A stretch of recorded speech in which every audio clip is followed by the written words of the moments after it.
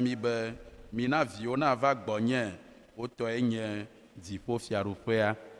Míadzi le tsitrenu kpukpui gbãtɔ kple evelia.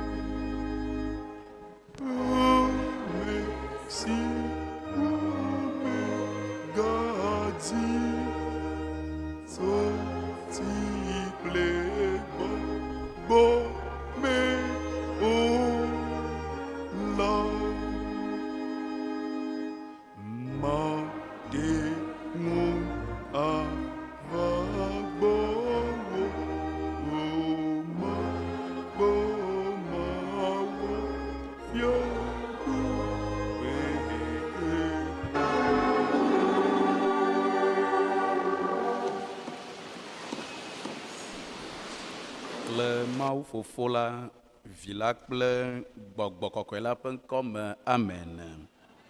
Lɔlɔtɔwo, esime mí Aƒetɔ Yesu kple xɔ la gblẽ xexe sia me ɖi bene yeagatrɔ ayi Fofoa gbɔ le dziƒo la, egblɔ na eƒe nusrɔ̃lawo bena wotsɔ ŋusẽ katã si le dziƒo kple anyigba dzi la de asi nam.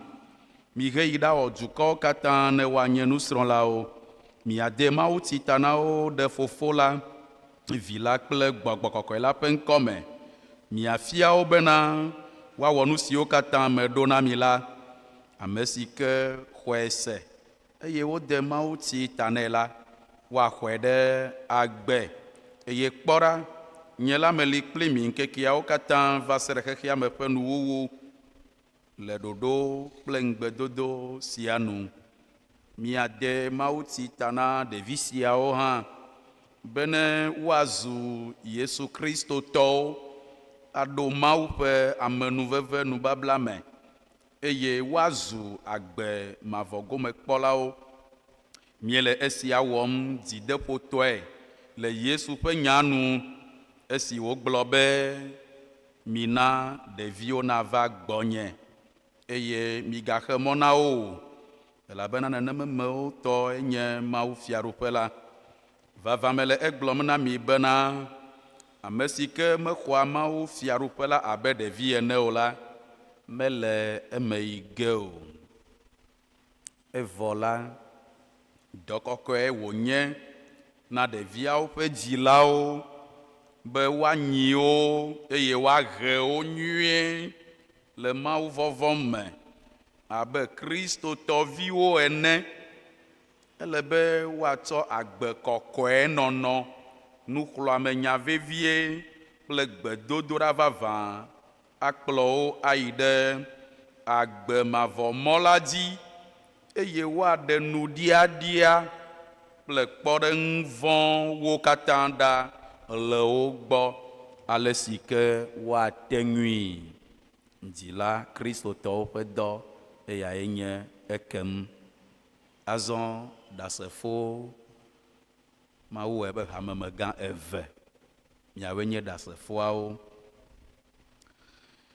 ele ne miawo ya be miado gbe ɖa ɖe ɖeviawo ta eye miakpe ɖe wo dzilawo ŋuti anuku aɖe tɔe be woahe wo nyuie abe mawuviwo ene.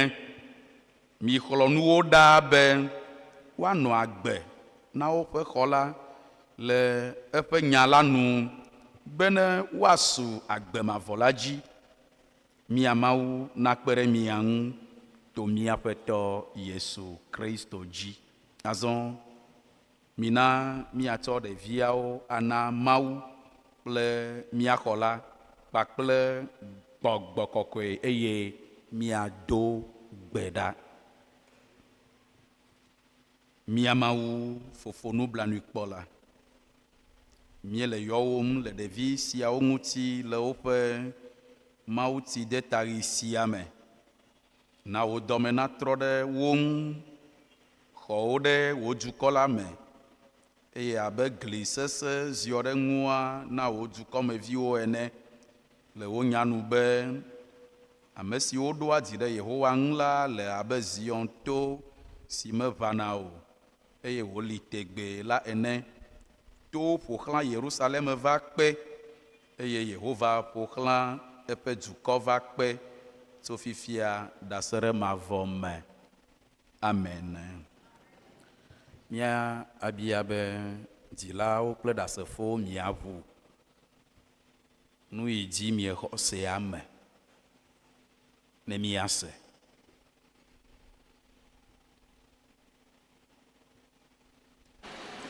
Nu yi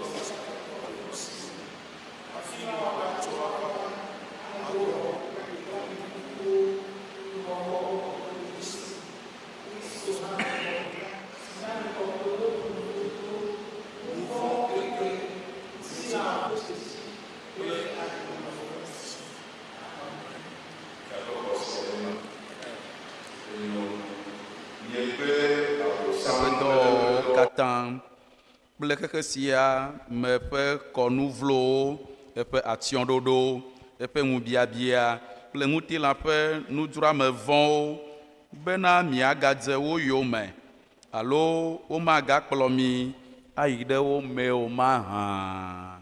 Miate ŋu aɖo eŋuti be miegbe wo katã. Miegbe wo katã.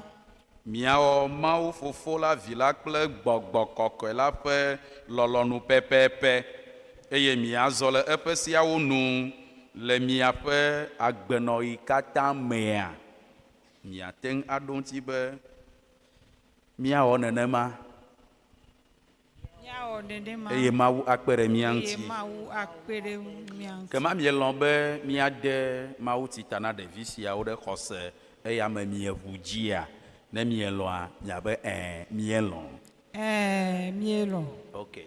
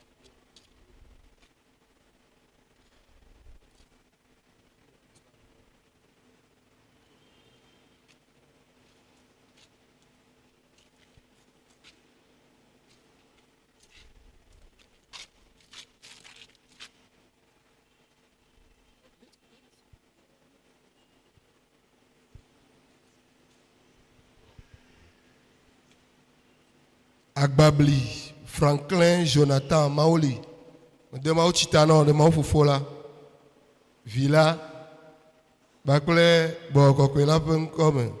Amen.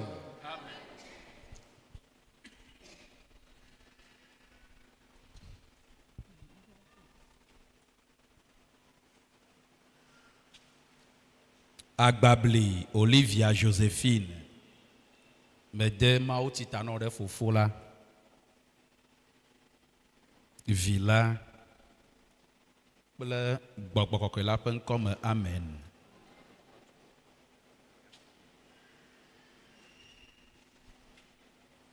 Agbabli Jafé Antoine Edem de Mao Chitano de Mao Fofola Villa Bakle Bokokwela Penkome. Amen.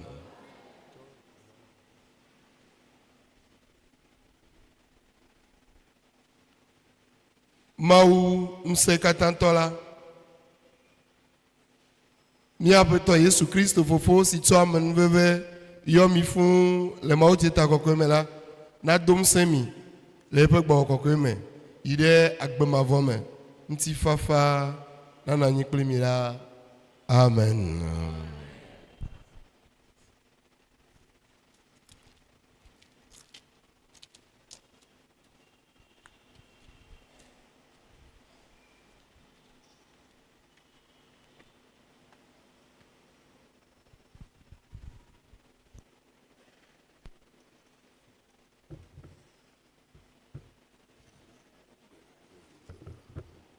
Mina miagado gbeda ɖe ɖevi siawo ta.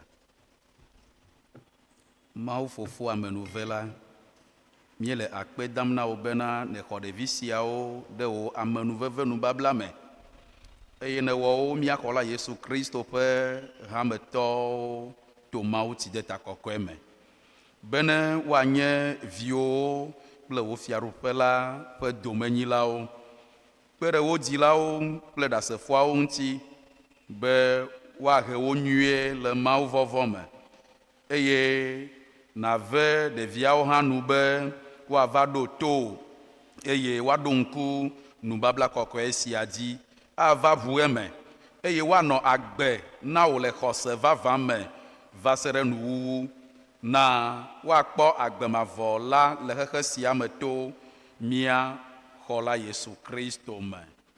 Amen.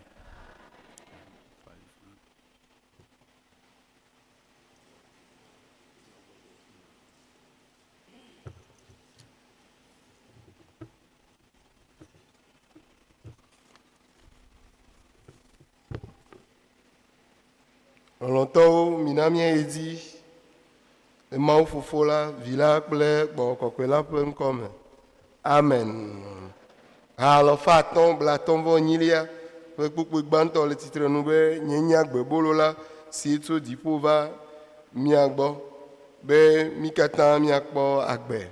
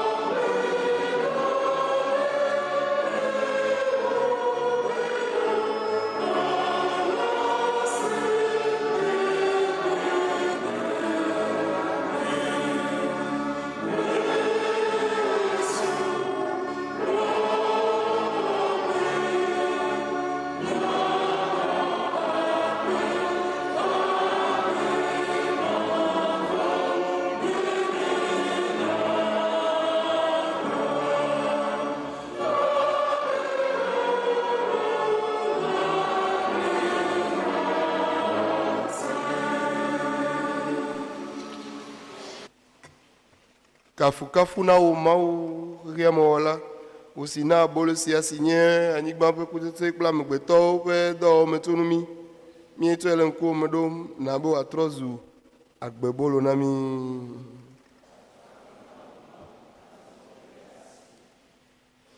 kafu na wo mawu riamola wena wensi asito wentete kple angbeto pe do memi mi to ele nko medom na bo atrozu agbenuno na mi abale si otoa wentete gede wa wendeka e otoa ebliku gede po abolo deka enela nenema ke oto mi amagede si awo deka le hoseme le Kristo pentilama e tele na mi be mi awo deka kle mi ano le novilo lo me le Kristo mi holamti e mi ade lo si afia mi ano lo nupopo kle nu ona gohame apeto lo ngbedodo la nu po rame la nu puto anyigba pe mla nu kaba do fiaru pe la me apeto la na nanyi kple mi kata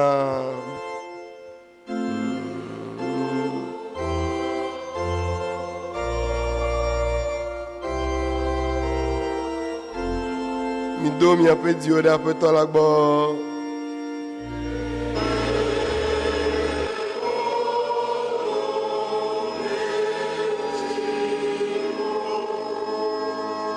na apeto mi amaula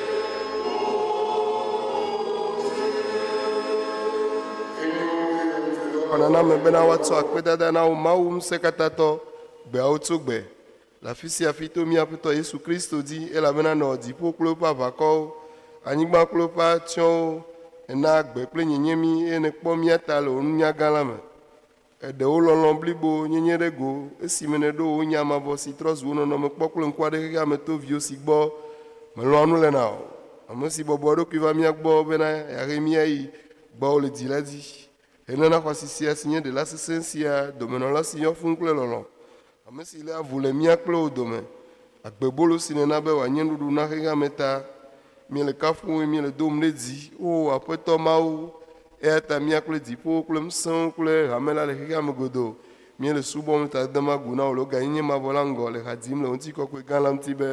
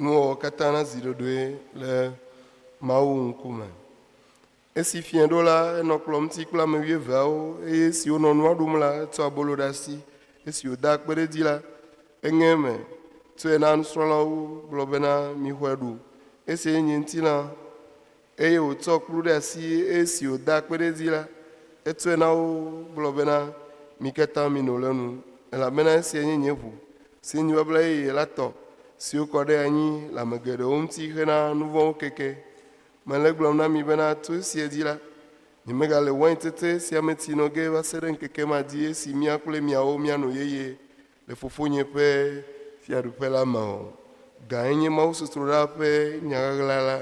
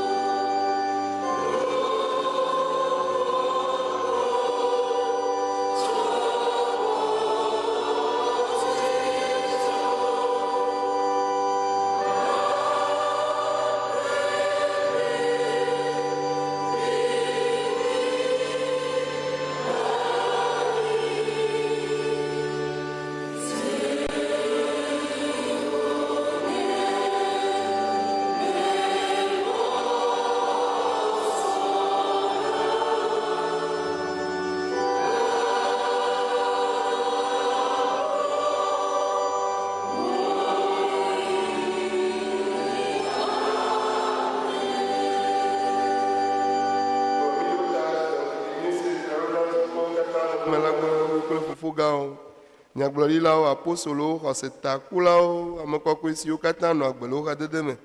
Míwɔ ɖeka kplo le kaƒom hele mɔ kpɔm na wò fiaɖoƒe la me nyo na me. Afi si míawo kple dzɔdzɔme blibo la katã míebo tso nu vɔ̃ kple kusi me. Míate ŋu ado wo ɖe dzi to Kristo míaƒe tɔ la dzi. Mawu Fofo Ŋusẽkatãtɔ tɔwoe nye bubu, ŋutikɔkɔe kple dodoɖedzi alase tegbetegbe.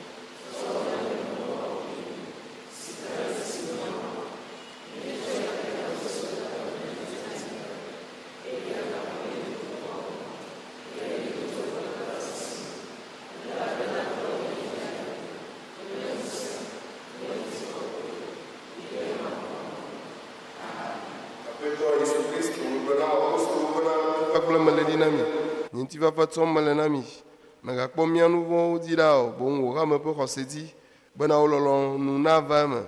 Na ŋutifafa sie tegbetegbe eye kplɔe ɖo tawò fiaɖoƒe ƒe ɖekanyenye de blibo la gbɔ, tso dzidzime yi dzidzime. Amen. Mawu ƒe ŋutifafa nana anyi kple mi ɖaa. Mina míawɔ avuléle kple ŋutifafa ƒe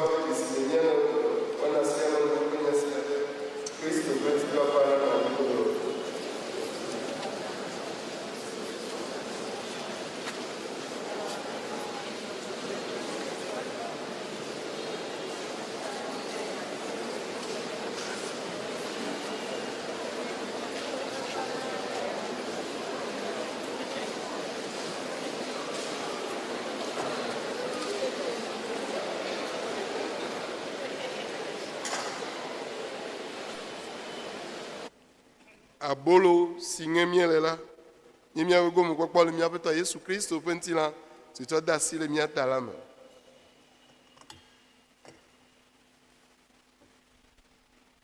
Yayra kplu si ta míele akpe dam le la, nye míaƒe gomekpɔkpɔ le míaƒe tɔ Yesu Kristo ƒe ʋu si nye nubabla ye ƒe ʋu siwo kɔ ɖe anyi le míaƒe nu vɔ̃wo ƒe keke ŋuti la me.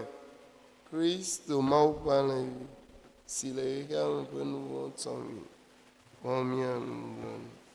Kristo Mawu ƒe alẽ si le xexea me ƒe nu vɔ̃ tsɔ mi na wò ŋutifafa. Aƒetɔ, medzem be nàyɔm be viwò o. Aƒetɔ, medzem be nàva nye xɔ te o. Aƒetɔ, nyemedze be mafɔ abolo wuwlui siwo le ɖuɖum tso wò kplɔ̃ dzi la o. Gake egblɔ be ame si va gbɔnye la, nyemele ƒu ge gbe akpɔ o. Aƒetɔ Yesu be mite va, elabena nuwo katã sɔgbe vɔ.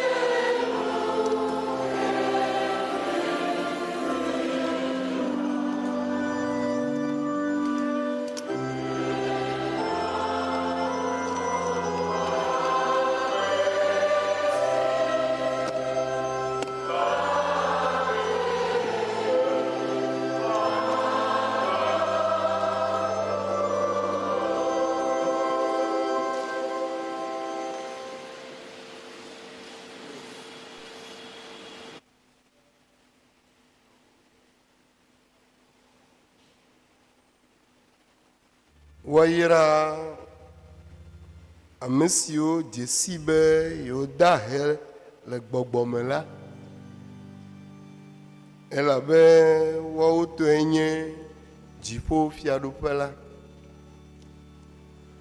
Woyra ame siwo le konyi fam la, elabe woafa akɔ na wo.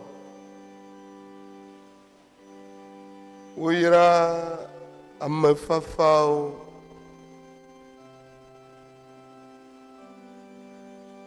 elabe woawoe anyi anyigba sia ƒe dome. Woyra ame siwo Mawu ƒe lɔlɔ̃nuwɔwɔ dzrona vevie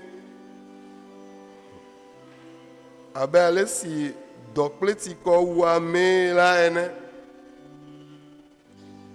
elabe Mawu ana woaɖi ƒo. Woyra ame siwo kpɔa nublanui na ame la,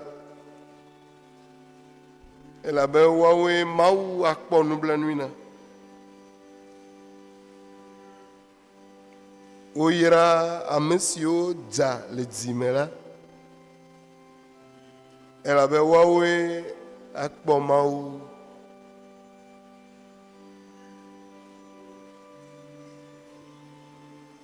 Woyra ame siwo lé avu la,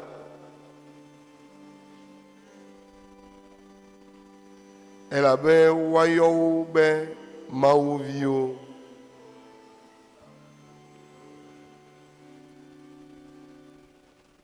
Woyra ame siwo yome wotina elabe wowɔ Mawu ƒe lɔlɔ̃nu la, elabe woawo tɔe nye dziƒo fiaɖuƒe la.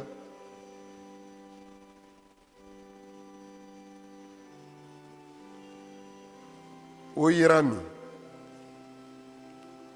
ne amewo du mi, eye woti mia yome hegblɔ nya vɔ̃ ƒomevi vovovowo ɖe mia ŋuti madzemadze le tanye.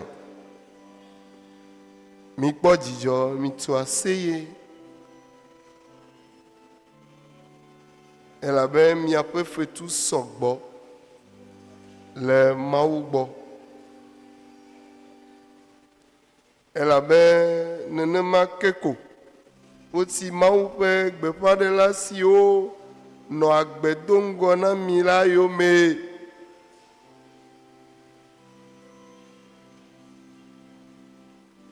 Miele na xexea me abe ale si dze le na nu ene. Ke ne nu si wɔ dze wònye dze la do le me la, nane li woatsɔ ade wòaganye dzea.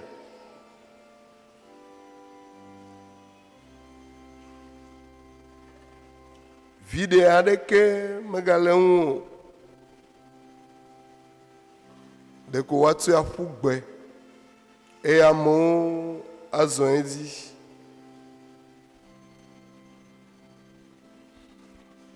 Miele abe kekeli ene na xexea me. Du siwo tso ɖe eto dzi la meɣlana o. Gawu la, womesia akaɖi hetsɔa atigo tsɔa edzi o. Akaɖiti dzi boŋ wodanɛ ɖo bene wòaklẽ na aƒea me tɔwo katã. Nenema ke mina miaƒe akaɖi naklẽ na amewo, alebe wòakpɔ miaƒe nu nyui wɔwɔ eye wòakafu mia Fofo si le dziƒo la.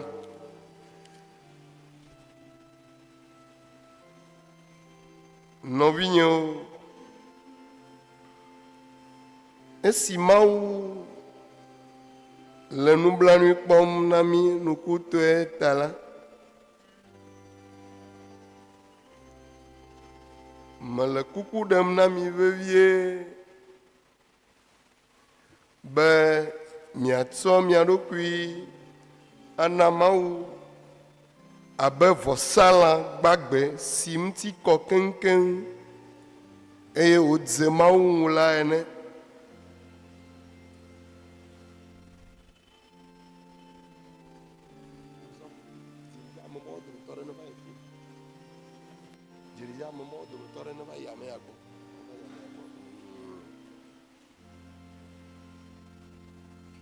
Eye wòdze Mawu ŋu la ene. Esiae nye ale si miasubɔ Mawu nyateƒetɔe le mia ɖokui me. Miganɔ agbe abe ale si xexe sia me tɔwo nɔnɛ la ene o. Ke boŋ mina Mawu natrɔ miaƒe susuwo be wòazu yeye.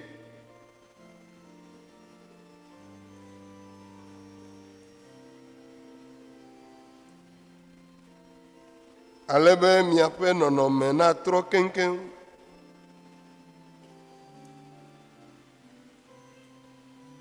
To esia me la, miate ŋu adze si Mawu ƒe lɔlɔ̃nu kple nu si nyo eye wòdze eŋu hede blibo la. Le ale si wove nunyenui la, mele gblɔm na mi katã be mia dome ame aɖeke negabu eɖokui gã wu ale si dze la o. Le esia teƒe la, mibu nu siwo fia ɖokuibɔbɔ la ŋu eye ame sia ame natso nyame na eɖokui le xɔse si Mawu nɛ la nu. Ŋutinuwo sɔgbɔ le míaƒe ameti la ŋu. Evɔ la, wo katã mewɔa dɔ ɖeka ma ke le eŋu o.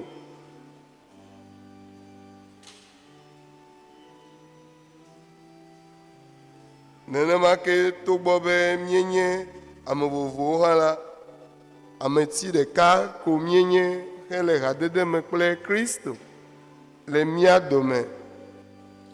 Ame sia ame le abe ŋutinu aɖe ene le ameti ɖeka ŋu. Nunana vovovowo siwo Mawu ve mía nu na mí la to vo na mí, eya ta mina míawɔ wo ŋu dɔ.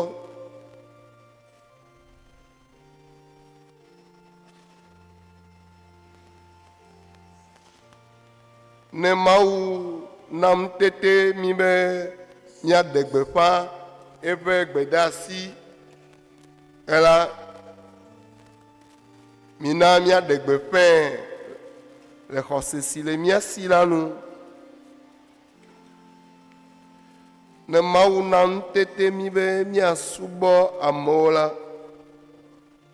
ele be míasubɔ wo ale si dze.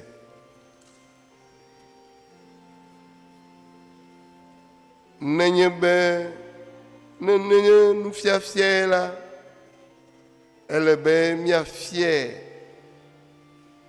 Nenye dzideƒo na ame la, ele be míawɔ eya hã.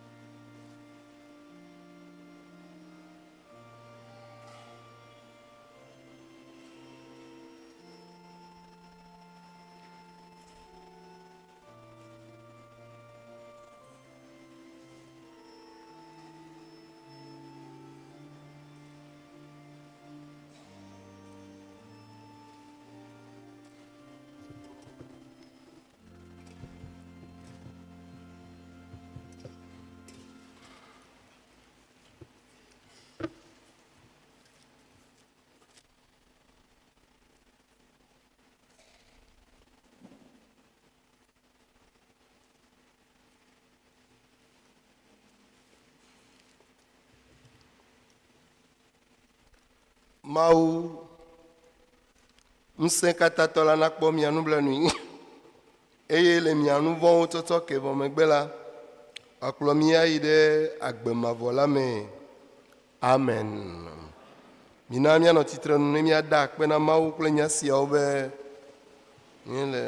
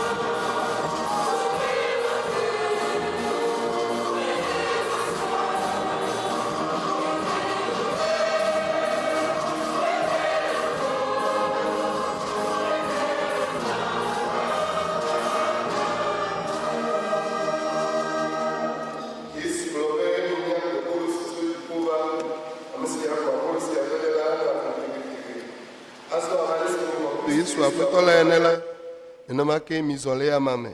Mianya ame siwo do ke, yewo tu wo ɖe yama me, eye woli ke wo ɖe xɔse me, eye migba go ɖaa si le akpedada me, mixe le ŋutifafa me, eye misubɔ aƒetɔ la.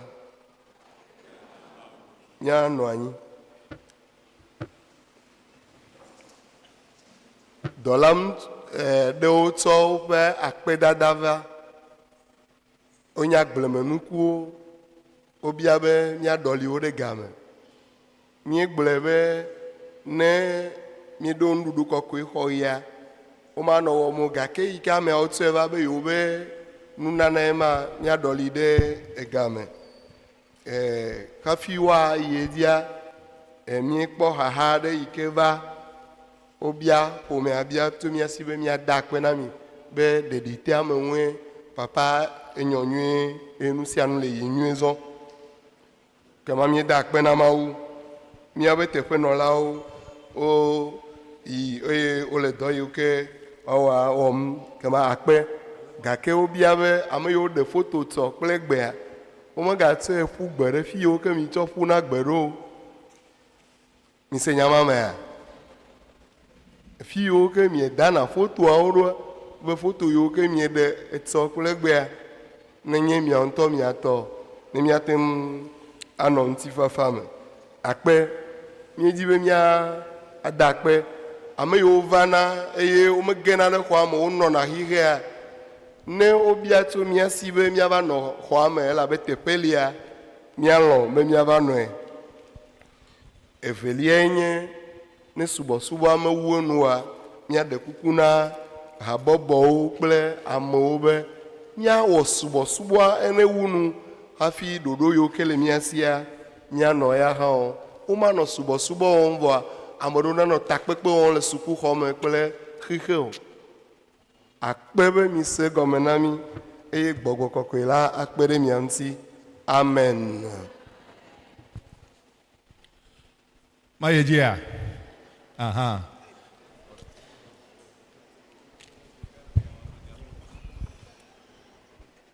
Tonton Freddy. Tonton Freddy va. Freddy Malougou va.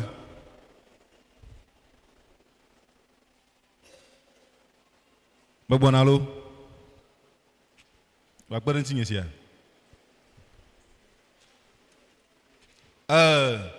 Anti, Akoru, Bede, Anana, Atoto, Plan Nazri. Aucun 100 francs. 2000 tor. Oh le Seigneur.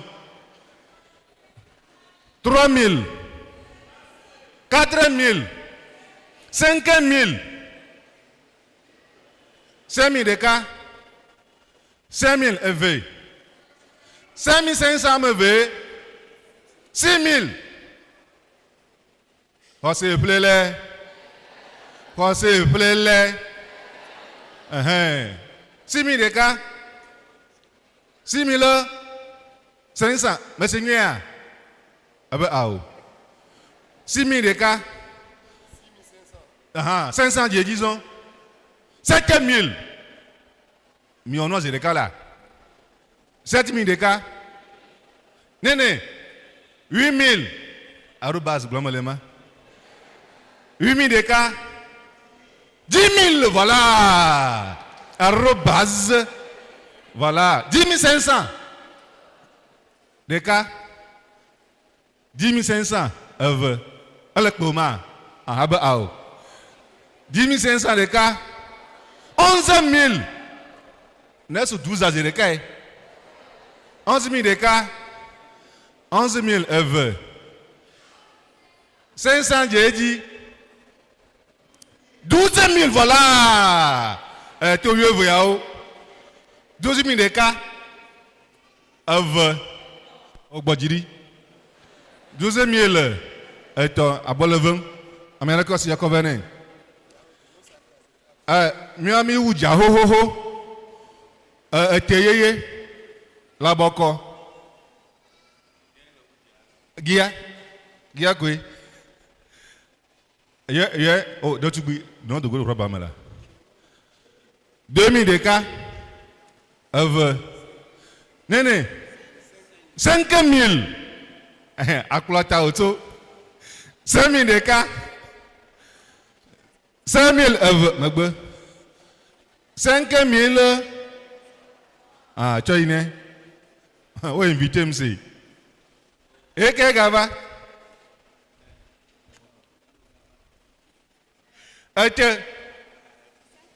5000. Et à you know. 5000 de cas. Et on se voit dans l'eau. Zanto. 5000 de cas. 5000 EV. Néné.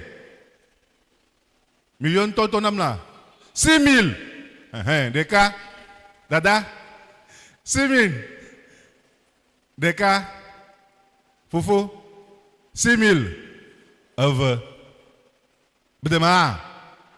Benakbam. Ya, so was him. Amena kosi jivier.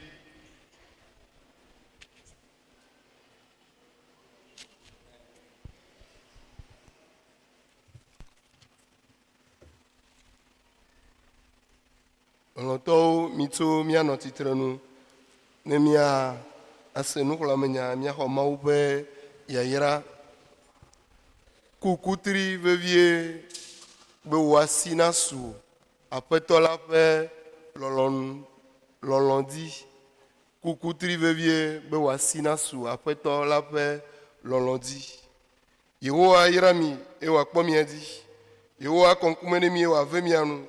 Yehowa trɔ mo ɖe mia gbɔ eye wòana ŋutifafa mi. Amen. Miawu nu kple ha 184. Ha 184. Yesu ɖu afia. Dɔlawo ha midze klo ɖe ŋgɔ. Mawu ɖo fiawo dzi fia eɖo fia ɖe dzi kple anyigba.